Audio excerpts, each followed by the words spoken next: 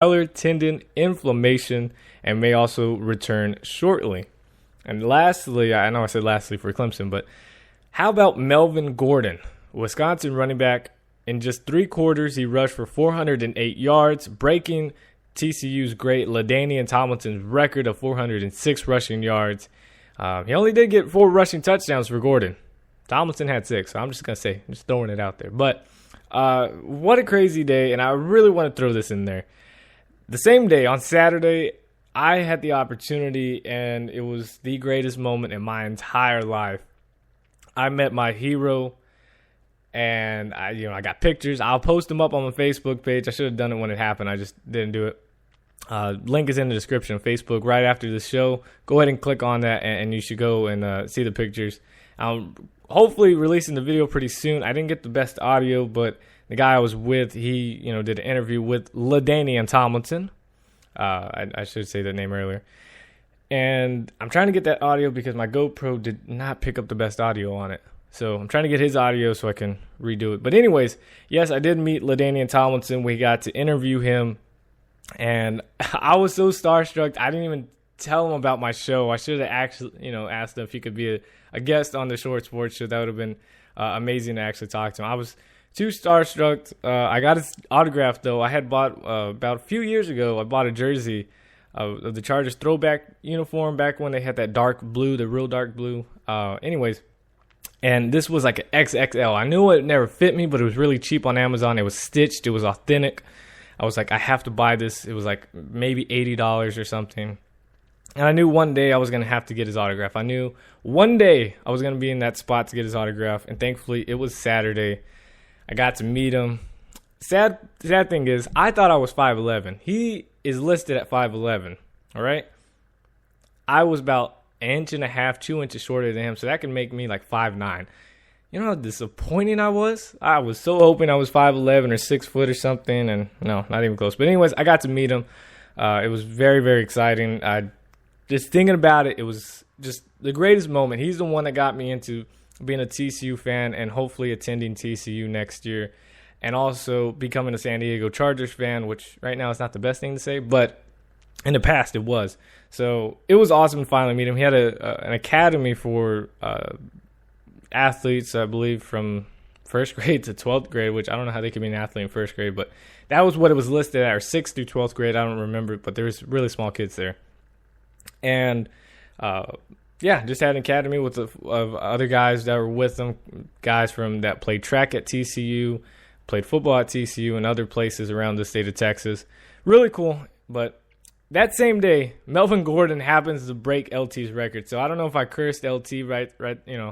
I'm sorry. I wanted your record to stand. But if anybody had to break it, I'm glad it was Melvin Gordon. He's one of the best running backs, if not now the best running back in college football. Should be a top draft pick. And hopefully my Chargers can just lose every game of the rest of the way and draft him. That would be awesome. But, that was exciting. So hopefully I'll have some pictures up later on Facebook right after the show, and hopefully have that video up, which I will let you guys know when I do on Twitter or something. I'll let you guys know. But yeah, that's what happened. It was exciting. So let's go ahead, move on to the Week 12 recap of college football. It was another intense week. First, how about number 1, Mississippi State going down, no longer unbeaten, to number 5, Alabama. Final score was 25-20. With Dak Prescott just out of it. 27-48, 290 yards, and 2 touchdowns. I believe also had 3 interceptions that cost them the game. And I really didn't know who to root for. As a TCU fan who, sadly, my Frogs barely beat a bad-looking Kansas team, 34-30. I knew after that, we were a 4-touchdown favorite. We only won by 4 points. We're going to drop. Thankfully, Arizona State lost to Oregon State 35-27. That helped us. Now we'll still be above them because Arizona State really scared me. I could see them jumping us when they play Oregon or something. I wanted Mississippi State to lose because then they would drop from the unbeatens. But I knew Bama just even keeping it close because of SEC bias and all the other good stuff. They were going to jump us, even if we won huge against Kansas. But, yeah, that's going to happen, so that sucks. But how about Sims, 19 of 31, 211 yards and a touchdown. TJ Yeldon really didn't do too much, but, got a touchdown with 72 yards rushing. So, Bama could be legit. Florida State coming back once again. Coming back and beating Miami 30-26. Very upsetting. Oh, man, I really wanted Miami to win this game just because, again, Florida State would have gone down. Probably helped us out a little bit. And plus, I like Miami as well. But sadly, Florida State gets the victory. Ohio State barely escapes Minnesota 31-24. JT Barrett had an unbelievable game. 200 yards passing with 3 passing touchdowns, but also had 189 yards on the ground, including a rushing touchdown for Ohio State. 31-24 was the score. Georgia defeats Auburn. Auburn is completely out of it now. I mean, 3 losses, no hope for them, but hopefully they can beat Alabama and take Alabama's glory away from them. Final score, Georgia 34, Auburn 7. Michigan State defeated Maryland 37-15. Washington gave it up once again, 27-26. Arizona gets the victory. Nebraska, Wisconsin, this was the big blowout game with Melvin Gordon. 25 carries, 408 yards, 4 rushing touchdowns, all in 3 quarters of play. Amazing job by him. Sadly, beating LT's record of 406 yards. But Nebraska, what happened there? This is Tommy Armstrong. Look at these stats. 6 of 18, 62 passing yards. That's it. That is it. Only passed 18 times. They handed off to Amir Abdullah only 18 times, 69 yards. I believe he also had a few fumbles. Bad all over the place. LSU gets shut out by no other than Arkansas. Arkansas Razorbacks get their first SEC win of the year, and I believe of the past 2 years, this is their first SEC win. Congrats to them. I've been a fan of Arkansas as well. I've been hoping they would win. And defeating LSU, even better. Northwestern in overtime defeats number 18 Notre Dame 43-40, ends Notre Dame's playoff hopes. Georgia Tech dominating 19 Clemson 28-6. Virginia Tech pulls the upset against number 21 Duke 17-16. Utah had to go in double overtime to defeat a Stanford team 20-17. And what about Stanford? That's probably the most surprising team of the year. And usually the most surprising team goes to like a TCU team that wasn't ranked at all, did terrible last year, and was a high ranking. No, this one's going completely opposite. A team that was a very solid team the past 5-6 years, and now out of nowhere they just are terrible this year. 5-5, 3-4 in the Pac-12. They can't even beat Utah. They have no offense. Where's Kevin Hogan?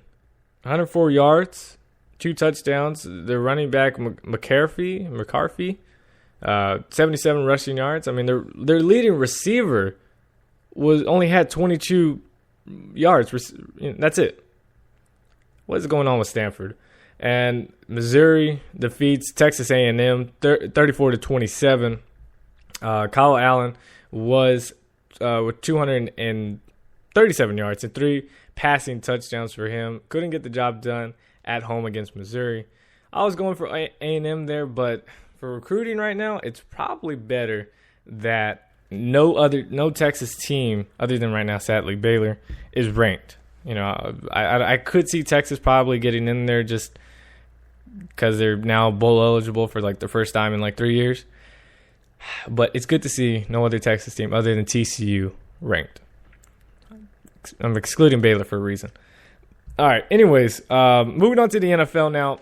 What about Marshawn Lynch? We need to talk about him and the Seattle Seahawks. First, I want to apologize to the Seattle Seahawks fans and the city of Seattle. Now, I moved up there for the first time in my life. Never even visit. Moved up there last year. You guys all know this. Where the Short Sports Show debuted, where it was created in Seattle, Washington. I was there for 7 months, the entire football season, from a few weeks before preseason. I moved there in July. From July all the way to about January. Yeah, January. Actually, about February. But anyways, the beginning of February. Anyway, doesn't matter. I was there for the entire season. The Seattle Seahawks, you fans, and everybody there witnessed your first ever Super Bowl victory. I'm so proud of you guys. I moved, and Seattle Seahawks are not doing so well. There's a lot of, just a lot of bad things happening, both on the field and off the field.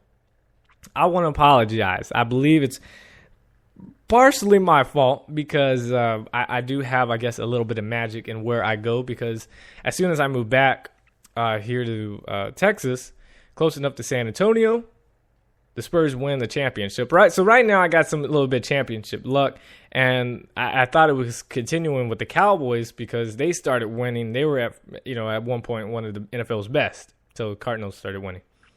So I'm sorry, Seahawks fans. I really am. I want to move back to Seattle. If you know anybody that wants to offer me a job back in Seattle, I promise you I will go back in a heartbeat. I will pack up my computer, my microphone, and that's all I need because I will move back.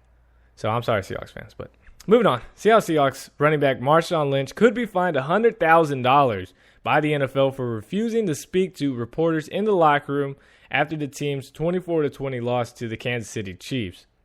Reporters were apparently waiting for Lynch near his locker after the game Sunday at Arrowhead.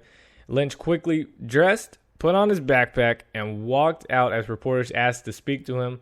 He did, however, do a phone interview with the NFL Network after leaving the locker room, and now it's whether that phone interview will be enough to avoid this fine is unknown. So it's crazy. We talked about, really just the entire season. The report came out that Marshawn Lynch and the Seattle Seahawks both are willing and wanting to move away, get away from each other, separate at the end of the season. They weren't going to trade him because they had some depth issues. I believe that possibly if there weren't any injuries to the running back core, before the trade deadline, we probably would have saw Marshawn Lynch wearing a new uniform right now. But since there were injuries, and in that situation, they didn't want to trade him, and they're going to keep him for this year. And as soon as that happens, Marshawn Lynch is also struggling, by the way, so it gives him a better reason because he's not complying with the rules, and he's not really playing as well. Ever since then, back-to-back games now, Marshawn Lynch has rushed over 100 yards. He rushed for 124 on 24 carries against the Chiefs.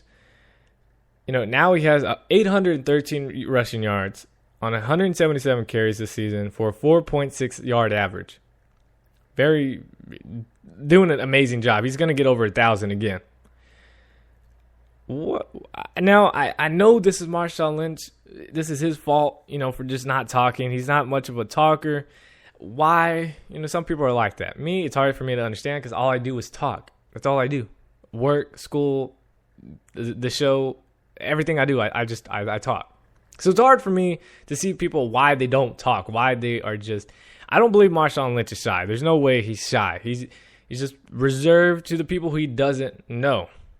That's all it is. I mean, it sounds weird. I wouldn't want anybody to do this, but I'm sure if his friends or somebody recorded Marshawn Lynch, how he is with his teammates, with his close friends, he's probably a huge talker.